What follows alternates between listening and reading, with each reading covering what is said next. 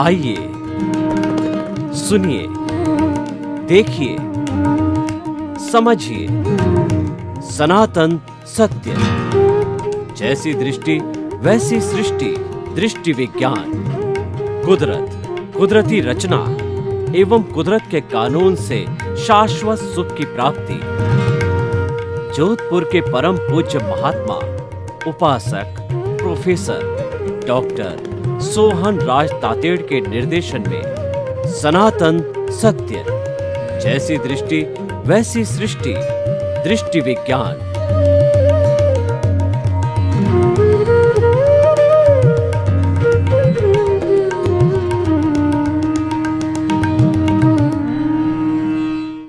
आज से 20, 25, 50 साल पहले केंद्र में मनुष्य था, केंद्र में चेतन तत्व था, केंद्र में गुणी पुरुष थे, भगवान राम थे, बुद्ध थे, और जो है बड़े बड़े ऋषि मुनि थे, जो दशरथ जी जैसे थे, और किन किन का नाम, दधीची थे, भृगु थे, और वो उनको जो है शासन में भी स्थान दिया जाता था। उनका आसन है वो राजा से ऊपर हुआ करता था।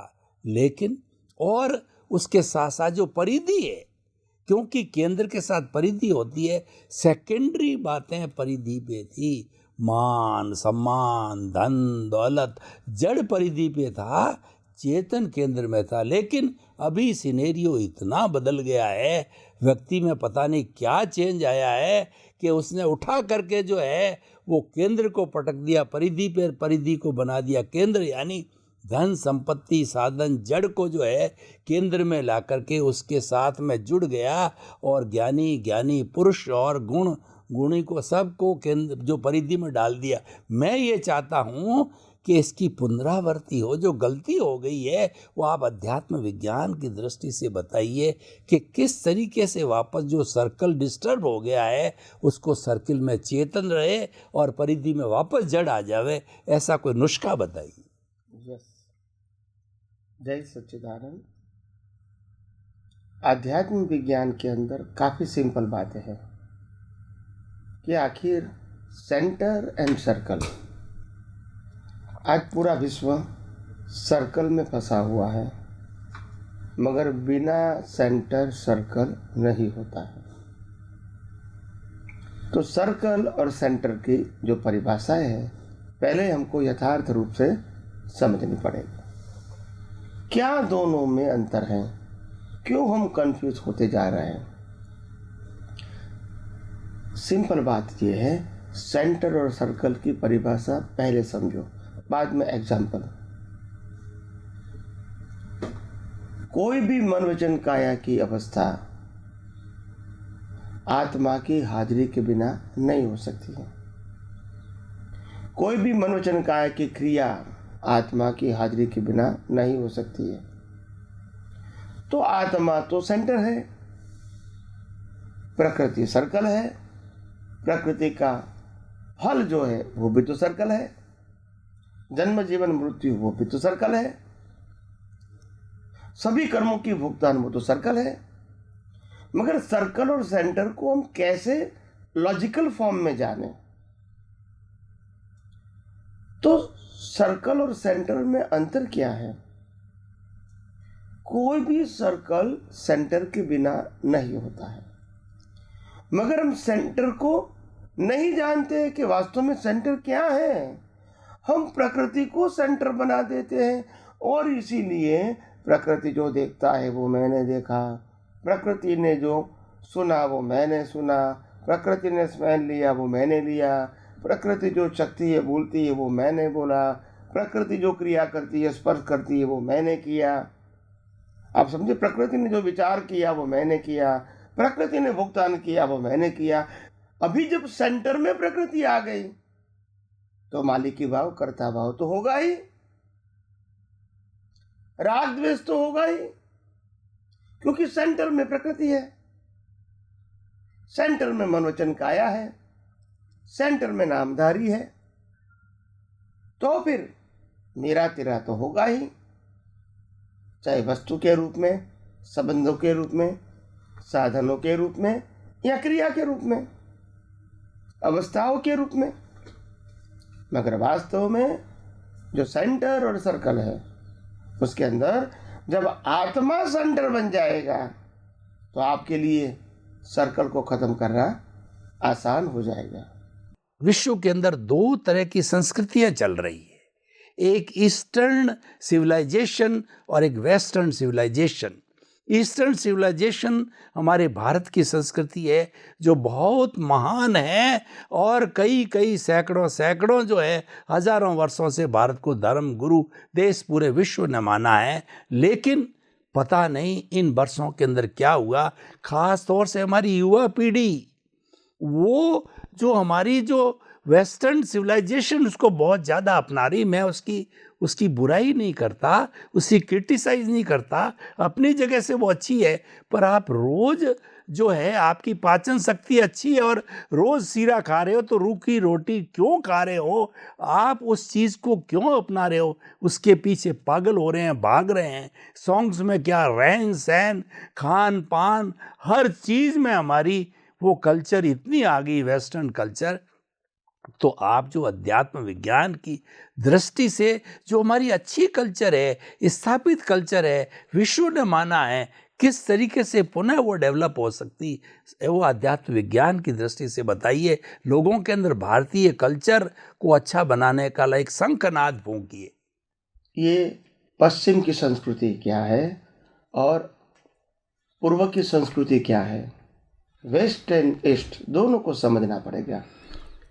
पश्चिम की संस्कृति जो 5 इंद्रियों से अनुभव में आता है वो ही मानता है और यही जीवन है, उसी को ही सीमित मानता है, उसके आगे कुछ नहीं है। और हमारी पूर्व की संस्कृति ये मानता है कि केवल आँखों से दिखता है वो ही सत्य नहीं है, इसके पीछे भी इंद्रियों के ज्ञान के ऊपर भी एक शाश्वत दृष्टि होती है, सनातन दृष्टि होती है, जिसको हम आत्मा कहते हैं। दूसरी बात, ये आत्मा की बात मानने के बाद हम पुनर्जन्म को भी मानते हैं, हम कर्म के सिद्धांत को भी मानते हैं कि जैसा कर्म करेंगे वैसा फल होगा। हम इस दुनिया में भौतिक सुख के आगे शाश्वत सुख है वो भी मानते हैं और हम जन्म मरण से मुक्त होके मुक्ति की ओर जाए, मोक्ष की ओर जाए और सनातन सुख प्राप्त कर सकते हैं वो भी हम मानते हैं। पश्चिम की संस्कृति को 5 इंद्रियों के माध्यम से ही सुख प्राप्त होता है, उनकी सोच लिमिटेड है।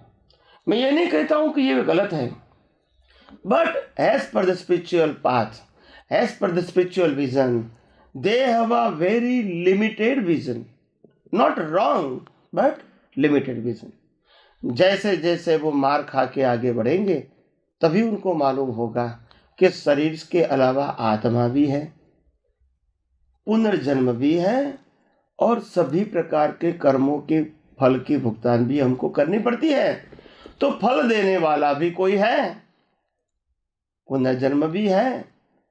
जब संसार में हम बंधन की अनुभूति करते हैं तो मुक्ति भी होनी चाहिए, परमानेंट।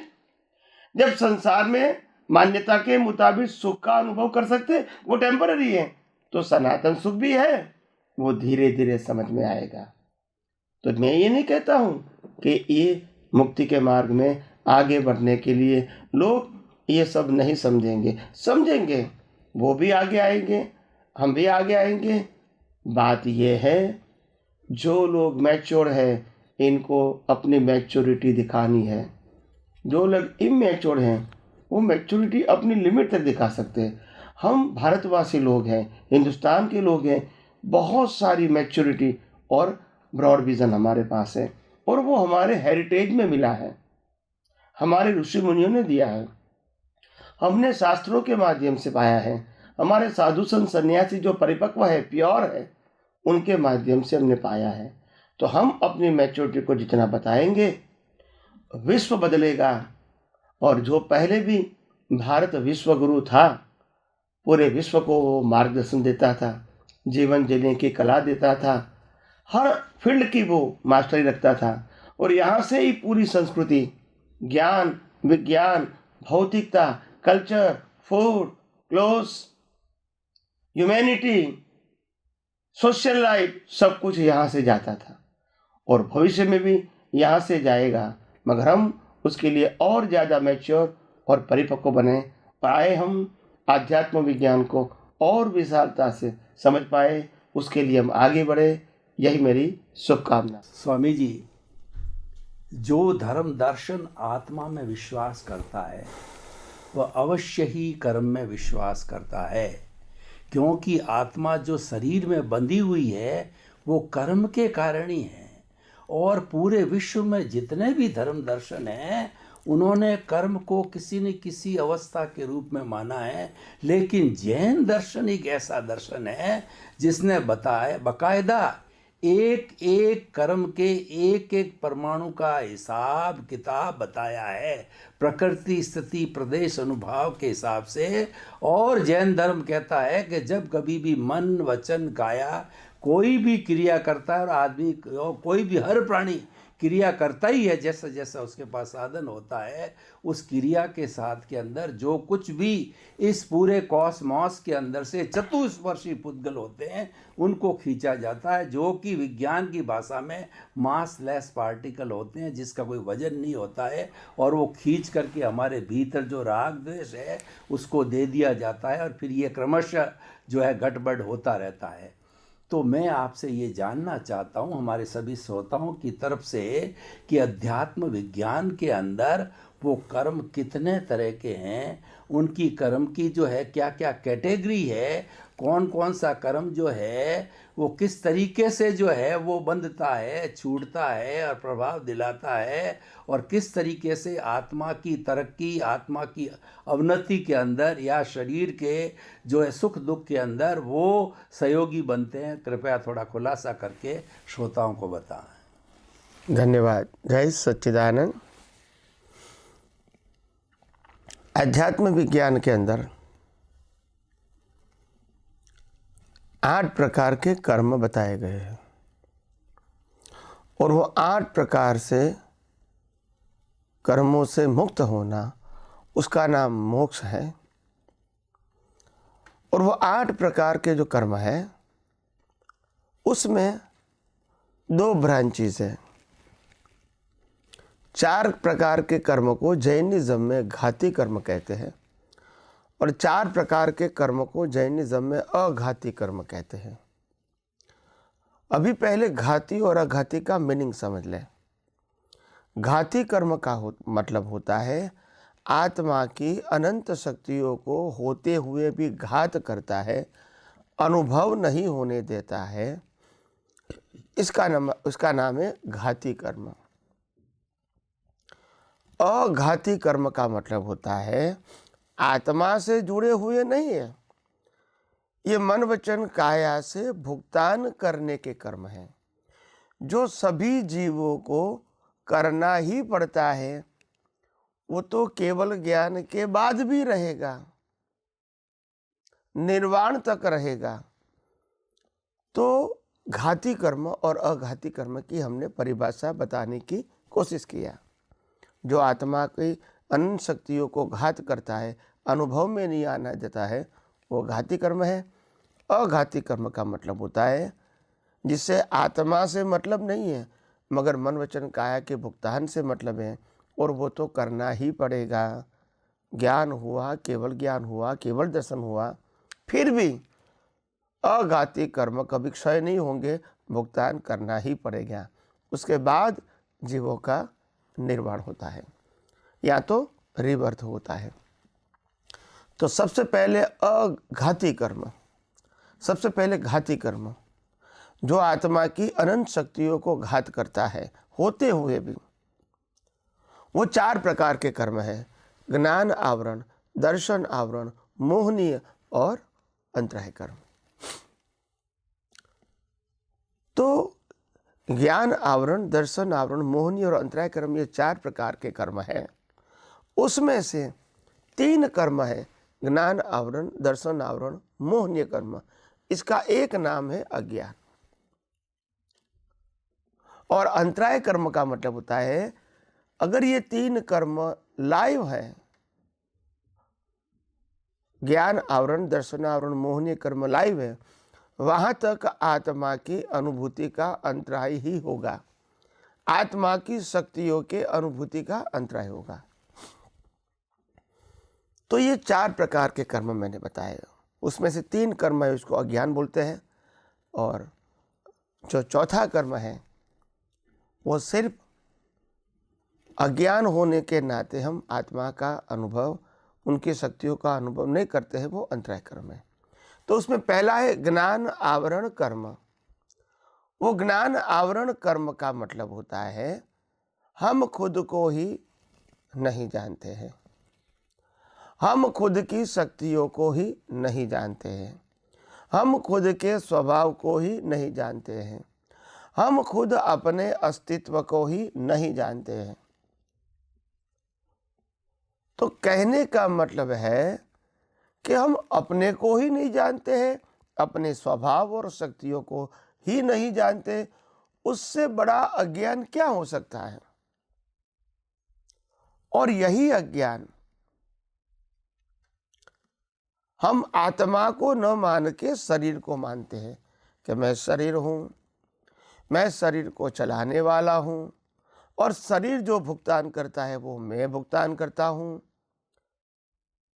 तो कहने का मतलब कैसे भी करके हम आत्मा को अगर शब्द से भी जानते हैं तो वो जानकारी भी आध्यात्म के मार्ग में प्राइमरी और बहुत छोटी है। ज्ञान जानने का मतलब होता है हर अवस्था में जागृति में रहना कि मैं शुद्ध आत्मा हूँ, मैं चेतन हूँ, मैं अविनाशी हूँ, और मैं हर प्रकार की अनंत शक्तियों वाला हूँ। मतलब ये मैं हूँ, अगर ये जागृति रहेगी तो भीख और भय रहेगा नहीं रहे। फिर कुछ प्राप्त करना, कुछ नुकसान करना, ये सब्जेक्ट रहेगा नहीं रहेगा। जन्म जीवन मृत्यु सब्जेक्ट रहेगा नहीं रहेगा। कर्म बांधने का है, कर्म की भुगतान करना है, वो सब्जेक्ट रहेगा नहीं रहेगा। तो सबसे पहला है ज्ञान आवरण। तो इसको मिटाने का साधन है हम ज्ञान को जानें। ये ज्ञान आवरण का मतलब होता है हम ज्ञान को ही नहीं जानते हैं, और ज्ञान का मतलब होता है खुद का स्वरूप, खुद का स्वभाव और खुद की क्वालिटी। और वो जानना एक प्राइमरी बात है, जागृति में रहना वो इम्पोर्टेंट बात है। आध्यात्मिक परिभाषा में ज्ञान शब्द लाइव ज्ञान को ज्ञान बोलते हैं, बाकी ज्ञान को नॉलेज और इन्फॉर्मेशन बोलते हैं। और नॉलेज और इन्फॉर्मेशन को प्राइमरी बोलेंगे या तो शुष्क ज्ञान बोलेंगे।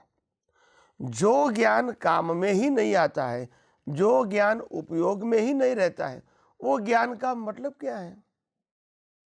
तो सबसे पहले ज्ञान आवरण कर्म वो मैंने विस्तार से बताया, और ज्ञान आवरण कैसे निकाला जाएगा वो भी मैंने बताया कि मैं चेतन हूँ, मैं अविनाशी हूँ, मैं सभी प्रकार की अनंत शक्तियों वाला हूँ, मैं जन्म मरण से मुक्त हूँ, मैं सर्व प्रकार के देहाध्यास से भी मुक्त हूँ। तो ये जागृति रहना वो ज्ञान आवरण को तोड़ने की बात है, तोड़ने की प्रक्रिया या तो नाश करने की प्रक्रिया है। दूसरी बात दर्शन आवरण। दर्शन आवरण का मतलब क्या है। आज मैंने भारतवर्ष के इतने सारे किताबें पढ़े, ग्रंथ पढ़े, शास्त्र पढ़े, बहुत सारे साधु संत सन्यासियों को मैं प्रत्यक्ष रूप से मिला, मगर किसी ने दर्शन की व्याख्या सिंपल परफेक्ट नहीं बताई। आप जब दर्शन की बात करेंगे तो पूरी किताब दे देंगे आपको, 300 पन्ने की, 500 पन्ने की किताब पढ़नी पड़ेगी, तब आपको दर्शन मालूम होगा। भाई हमारा जैन दर्शन, वैष्णव दर्शन, शिव दर्शन, स्वामीनारायण दर्शन, चारवाक दर्शन, वेदांत दर्शन। तो मेरा कहने का मतलब है दर्शन शब्द यहाँ जो लगाया गया है वो दर्शन शब्द अज्ञानता का प्रतीक है। यहाँ दर्शन का मतलब कोई धर्म की परिभाषा नहीं है। जैसे ज्ञान आवरण ऐसे दर्शन आवरण है। ये अज्ञानता का प्रतीक है, ये कोई धर्म की फिलॉसफी का प्रतीक नहीं है।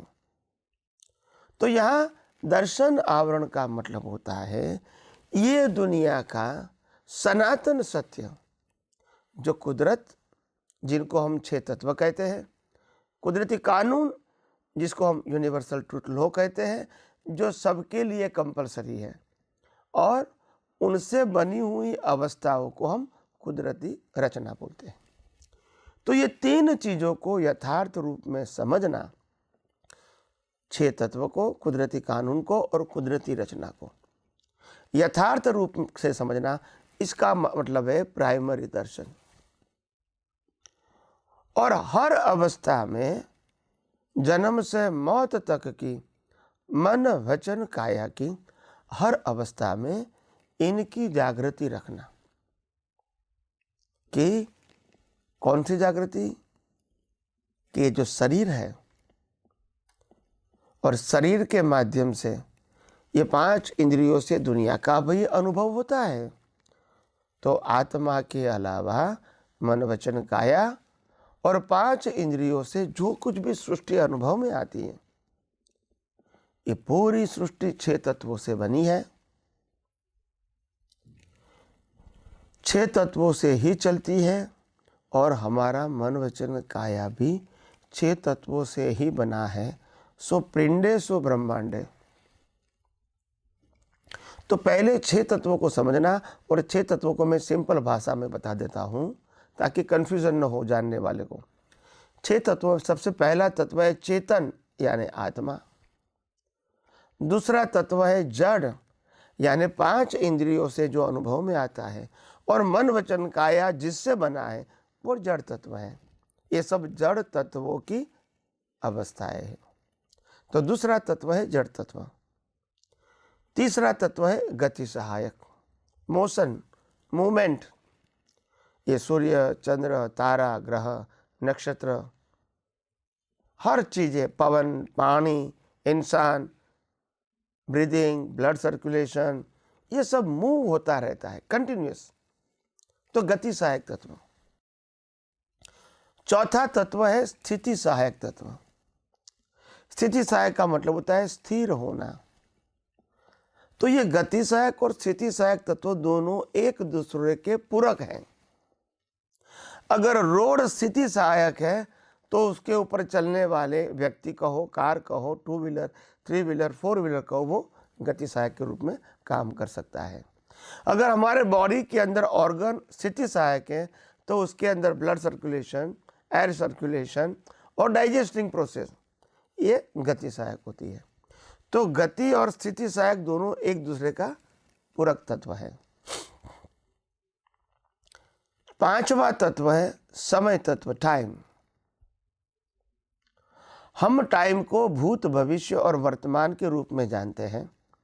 वास्तव में समय तत्व एक तत्व है जो परमानेंट होता है और प्रेजेंट होता है। हम इसको अवस्था के रूप में नापेंगे तो फिर उसमें भूत, भविष्य और वर्तमान आएगा। वास्तव में समय तत्व तो हमेशा वर्तमान ही होता है, मगर हमारी सोच, हमारी दृष्टि के मुताबिक ये पहले हो चुका है और ये बाद में होने वाला है। इस प्रकार की सोच के अधीन हमने समय तत्व को 3 हिस्सों में बांटा। तो इसीलिए वास्तव में समय तत्व से ही जीवन की, व्यवहार की हर अवस्था हम समझ पाते हैं। आयु कर्म से लेकर हर अवस्था में हमको समय तत्व चाहिए। बिना डेट और बिना समय हम किसी का आयुष्य वगैरह या व्यवहार हमारा चल ही नहीं सकता है बिना समय तत्व। तो ये 5वां तत्व है समय तत्व। और 6ठा और लास्ट तत्व है स्पेस, आकाश। ये जो कुछ भी हो रहा है वो स्पेस में हो रहा है। अगर स्पेस नहीं होता, अवकाश नहीं होता है, तो काम कैसे बनेगा? ये इंसान जो हिलता जुलता है, पूरी दुनिया जो हमको हिलती जुलती लगती है, बिकॉज ऑफ स्पेस। ये सूर्य, चंद्र, तारा, ग्रह, नक्षत्र जो घूमता रहता है, किस में घूमता है? स्पेस में। हमारे शरीर के अंदर भी हम पानी पीते हैं, हवा लेते हैं, खुराक खाते हैं और फिर ब्लड सर्कुलेशन होता है। तो ये सब कुछ होता है क्योंकि स्पेस है। तो स्पेस तत्व इज अ परमानेंट, मगर वो अवस्था में हमको सहायक बनता है। तो कहने का मतलब ये है कि ये जो 6 तत्व है, इसका एक नाम है कुदरत। ये दुनिया कुदरत से बनी है और कुदरत ही उनको चलाती है, यानी 6 तत्व से चलती है।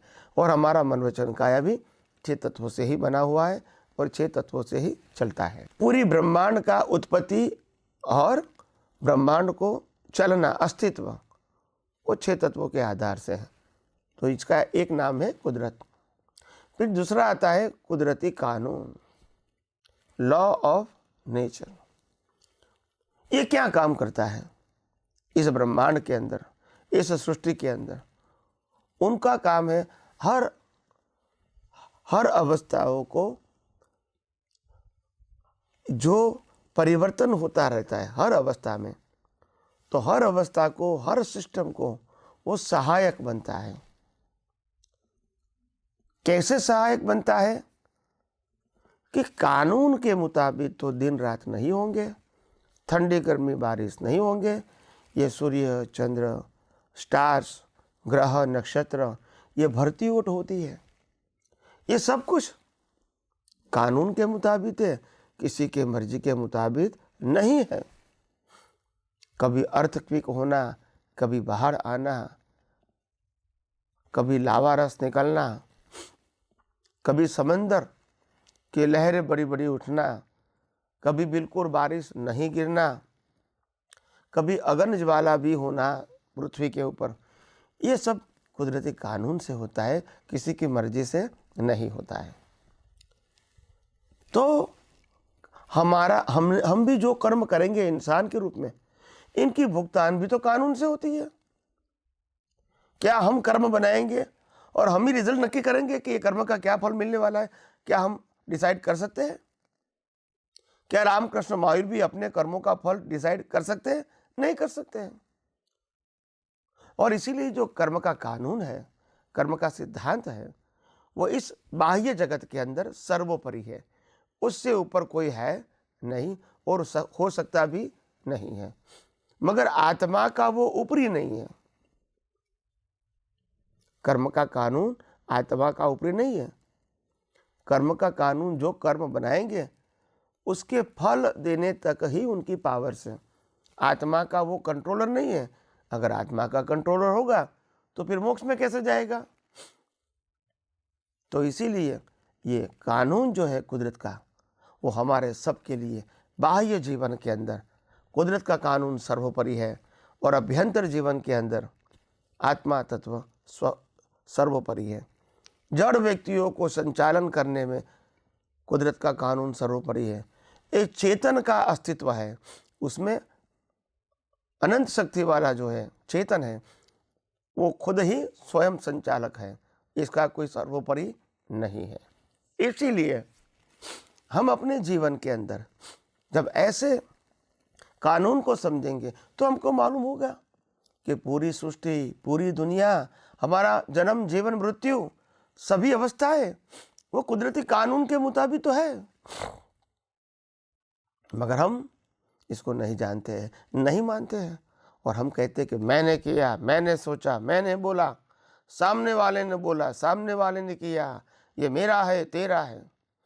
बस यही अज्ञानता से राग द्वेष होते हैं, कर्म बनते हैं और कुदरत हमको कर्म का फल देती है और ऐसे जन्म मरण चलता ही रहेगा। तो ये कुदरत का कानून है, सब कुदरती कानून से चलता है। और तीसरी बात है कुदरती रचना। कुदरती रचना का मतलब क्या है? कुदरती रचना का मतलब होता है ये मन वचन काया सहित ये 5 इंद्रियों से जो भी सृष्टि अनुभव में आती है, ये सभी रचना कुदरत की है।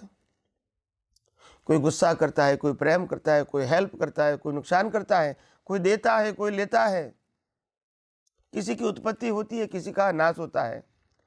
ये सब कुछ जो हमको परिवर्तन दिखता है, सूर्य चंद्र तारा ग्रह नक्षत्र, भरती ओट, तेजी मंदी, कर्म और कर्म फल, ये सब कुदरती रचना है, किसी के कंट्रोल में नहीं है। तो आइए हम इसको कुदरत, कुदरती कानून और कुदरती रचना के रूप में समझने की कोशिश करें।